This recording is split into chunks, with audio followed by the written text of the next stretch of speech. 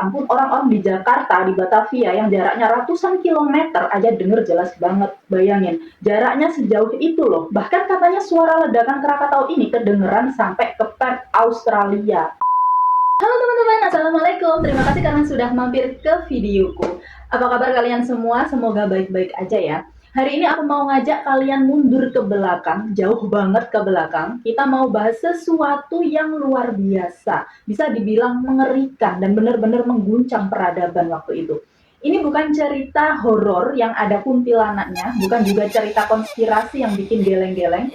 Ini adalah kisah nyata tentang kemarahan alam yang paling dahsyat yang dicatat dalam sejarah manusia.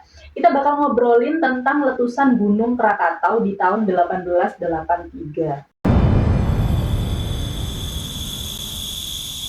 Jadi guys, sebelum tahun 1883, di Selat Sunda ini ada 3 pulau vulkanik yang indah banget. Sebenarnya itu adalah satu gunung berapi purba yang udah lama meletus, namanya Krakatau. Nah, gunung ini tuh udah tidur pulas selama 200 tahun lebih. Udah nggak ada yang nyangka kalau dia bakal bangun lagi. Waktu itu, pulau-pulau ini jadi tempat yang adem ayem, cocok banget buat liburan. Pohon-pohonnya hijau, udaranya sejuk, masyarakat di sekitar sana di pesisir Banten dan Lampung itu semuanya hidup tenang. Hampir semua hidup tenang ya kan. Mereka ini ada yang profesinya nelayan, petani, semuanya hidup damai. Gak ada yang tahu kalau di bawah sana, di dalam perut bumi, ada sesuatu yang lagi gelisah. Awalnya di bulan Mei tahun 1883, udah mulai ada tanda-tanda tuh guys. Beberapa kapal yang lewat Selat Sunda ngelaporin kalau mereka ini melihat kepulan asap dari salah satu puncak Krakatau. Ada suara-suara gemuruh juga yang kadang kedengeran. Tapi ya orang-orang ini santai aja, mereka pikir itu hal biasa. Palingan gunungnya cuma batu-batu kecil. Tapi batu-batu kecil itu makin lama makin sering guys, makin kenceng. Puncaknya meledak dan ngeluarin abu sama batu-batu. Beberapa kali juga meletus kecil. Semua orang waktu itu mulai was-was, tapi belum ada yang nyangka kalau ini bakal jadi bencana semega dahsyat itu. Nah, ini dia bagian yang paling serem guys. Letusan puncaknya itu terjadi di tanggal 26 dan 27 Agustus tahun 1883. Tepat di hari itu, yang tadinya gunung yang kelihatan kalem, tiba-tiba ngamuk, meledak. Ledakannya itu bener-bener gak masuk akal guys. Suaranya tuh, ya ampun, orang-orang di Jakarta, di Batavia, yang jaraknya ratusan kilometer aja denger jelas banget. Jendela-jendela di sana bergetar hebat, bayangin. Jaraknya sejauh itu loh. Bahkan katanya suara ledakan Krakatau ini kedengeran sampai ke Perth, Australia.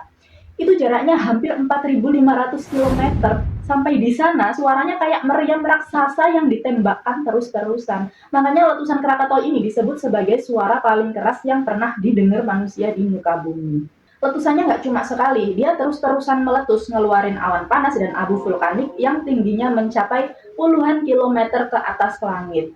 Itu langit gelap gulita guys, siang hari jadi kayak malam. Abu vulkanik itu nutupin matahari, udara panas, bau belerang, semua orang panik. Tapi bukan cuma ledakan dan awan panas yang jadi masalah. Dampak paling mematikan dan paling ngeri dari letusan ini adalah tsunami. Karena letusannya sangat dahsyat, sebagian besar tubuh Gunung Krakatau itu runtuh dan anjlok ke dasar laut.